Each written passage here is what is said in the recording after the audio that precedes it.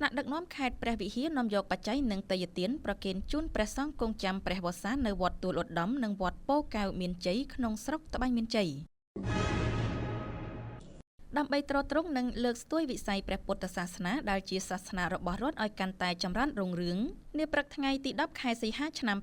2026នេះថ្នាក់ដឹកនាំខេត្តព្រះវិហារបានអញ្ជើញនាំយកបច្ច័យទានព្រះវស្សានិងតេយ្យទានផ្សេងៗទៅវេរប្រគេនជូនព្រះសង្ឃដែលគង់ចាំព្រះវស្សាអស់ត្រីមាសក្នុងស្រុកត្បែងមានជ័យប្រកបដោយសទ្ធាជ្រះថ្លាក្នុងនោះទី1គឺវត្តទួលឧត្តមហៅវត្តប្រមេស្ថិតនៅភូមិប្រមេឃុំប្រមេស្រុកត្បែងមានជ័យដឹកនាំដោយលោកកឹមច័ន្ទបញ្ញាអភិបាលរងខេត្តព្រះវិហារនិងទី2វត្តពោធិ៍កែវមានជ័យស្ថិតនៅភូមិពោឃុំពោស្រុកត្បែងមានជ័យដឹកនាំដោយលោកវត្តប៉ារ៉ានីននិងលោកហុកសុផលអភិបាលរងខេត្តព្រះវិហារពិធីបុណ្យប្រពៃណីសាសនានៅតាមវត្តទាំងពីរនេះក៏មានការអញ្ជើញចូលរួមពីសំណាក់លោកខិនរស្មីអភិបាលស្រុកត្បែងមានជ័យព្រមទាំងលោកស្រីជាក្រុមការងារថ្នាក់ខេត្តចុះមូលដ្ឋានស្រុកត្បែងមានជ័យអាជ្ញាធរមូលដ្ឋានគ្រប់លំដាប់ថ្នាក់លោកតាជីយាយជីនិងបងប្អូនពុទ្ធបរិស័ទយ៉ាងច្រើនកុះករក្នុងឱកាសនោះថ្នាក់ដឹកនាំនិងពុទ្ធបរិស័ទបានបង្ហាញនៅទឹកចិត្តនិងសទ្ធាជ្រះថ្លាយ៉ាងជ្រាលជ្រៅចំពោះព្រះរតនត្រ័យដោយបាននាំយកនៅគ្រឿងឧបភោគបរិភោគនិងគ្រឿងបរិក្ខារចាំបាច់ផ្សេងៗវេប្រគេនដល់ព្រះសង្ឃសម្រាប់ប្រើប្រាស់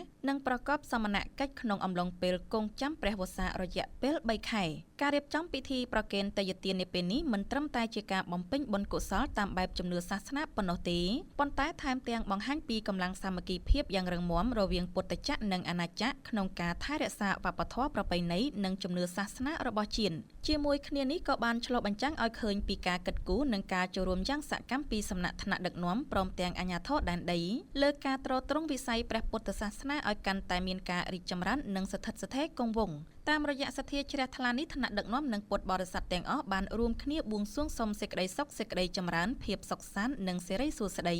ជូនដល់ប្រជាពលរដ្ឋក្នុងមូលដ្ឋានក៏ដូចជាប្រជាជនកម្ពុជាទាំងមូលឲ្យជួបប្រទះតែពុទ្ធពរទាំង4ប្រការគឺអាយុវណ្ណៈសុខៈពលៈកុំបីឃ្លៀងឃ្លាតឡើយ